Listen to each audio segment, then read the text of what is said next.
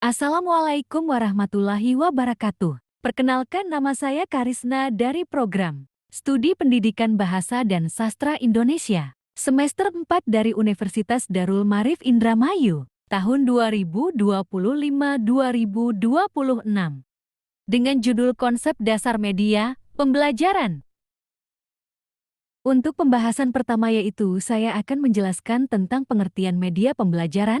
Media pembelajaran adalah segala alat atau bahan yang digunakan untuk membantu proses belajar mengajar. Definisinya mencakup berbagai bentuk, baik fisik maupun digital, yang berfungsi sebagai perantara dalam menyampaikan informasi dari pengajar kepada siswa. Media pembelajaran merangsang pikiran, perasaan, perhatian, dan keterampilan siswa, sehingga mendorong terjadinya proses belajar. Media dapat berupa alat visual, audio, komputer, atau kombinasi dari semuanya. Selain itu, ada beberapa pengertian menurut para ahli. Yang pertama, menurut Harja Sudarma yaitu media pembelajaran adalah sebagai alat atau perantara yang dapat mempengaruhi alat indera manusia dalam mengamati, merasakan, atau memperoleh pengetahuan dan pengalaman.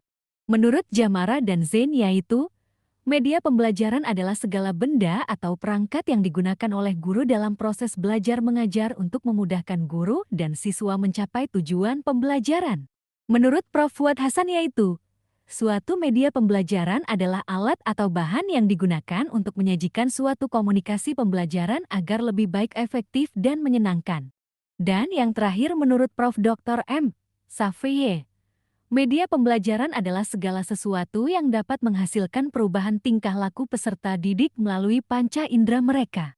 Untuk pembahasan selanjutnya, saya akan menjelaskan tentang fungsi media pembelajaran. Yang pertama, kognitif, yaitu media pembelajaran pendukung pemahaman dan pengingatan informasi sehingga siswa dapat lebih mudah menangkap pesan yang disampaikan. Yang kedua, efektif, yaitu media dapat meningkatkan pengalaman belajar siswa, mereka lebih meningkatkan proses belajar melalui aktivitas seperti membaca, menulis, dan menggambar. Yang ketiga, atensi, yaitu media pembelajaran dapat menarik perhatian siswa, membantu mereka untuk lebih fokus pada materi yang disampaikan. Keempat, ada informatif, yaitu media berfungsi sebagai sumber informasi yang memperkaya pengetahuan siswa, memberikan konflik yang lebih luas terhadap materi pelajaran. Kelima, motivasional, yaitu media bertindak sebagai pendorong minat dan semangat belajar siswa, menjadikan proses belajar lebih menarik. Terakhir ada instruktif, yaitu media membantu menyampaikan materi secara sistematis dan efektif sehingga memudahkan pemahaman. Ciri-ciri media pembelajaran. Pertama, visualisasi adalah media membantu memvisualisasikan konsep abstrak sehingga lebih mudah dipahami siswa. Kedua, adaptif, media pembelajaran dapat disesuaikan dengan kebutuhan dan karakteristik siswa.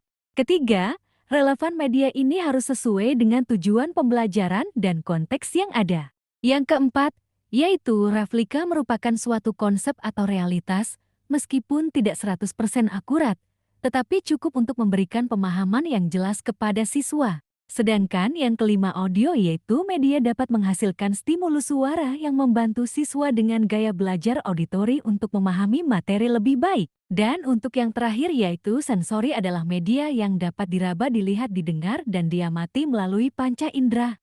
Selanjutnya, ada prinsip penggunaan media terdiri dari 4 poin. Yang pertama, integrasi dalam sistem pembelajaran, yaitu harus dianggap sebagai bagian integral dari keseluruhan sistem pembelajaran, bukan hanya alat tambahan. Yang kedua, penguasaan teknik penggunaan, ialah guru perlu menguasai teknik penggunaan media agar dapat memanfaatkan secara efektif. Yang ketiga, organisasi sistematis, ialah suatu penggunaan media harus direncanakan dan diorganisir dengan baik untuk mencapai tujuan pembelajaran. Dan yang terakhir yaitu multimedia. Hal ini jika diperlukan penggunaan berbagai jenis media secara bersamaan dapat meningkatkan efektivitas pembelajaran. Untuk slide selanjutnya, ada beberapa contoh yang dapat saya sampaikan.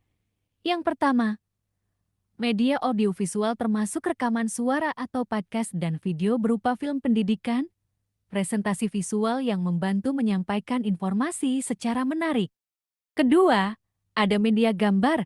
berisi gambar, diagram grafik, dan ilustrasi yang membantu menjelaskan konsep dan memvisualisasikan informasi. Ketiga, ada media interaktif yaitu aplikasi aduktif, simulasi, dan permainan pendidikan yang memungkinkan siswa terlibat aktif dalam belajar. Keempat, ada media online atau learning, suatu platform pembelajaran online, video pembelajaran, dan sumber daya digital yang memungkinkan akses fleksibel terhadap materi. Selanjutnya ada visualisasi data yaitu grafik peta dan infografis yang menyajikan informasi secara visual untuk memudahkan pemahaman. Terakhir ada buku dan materi cetak yaitu media klasik ini mencakup buku teks, jurnal, dan lembar kerja yang menyediakan informasi terstruktur dan mudah diakses. Terima kasih sudah mengapresiasi untuk materi yang saya sampaikan.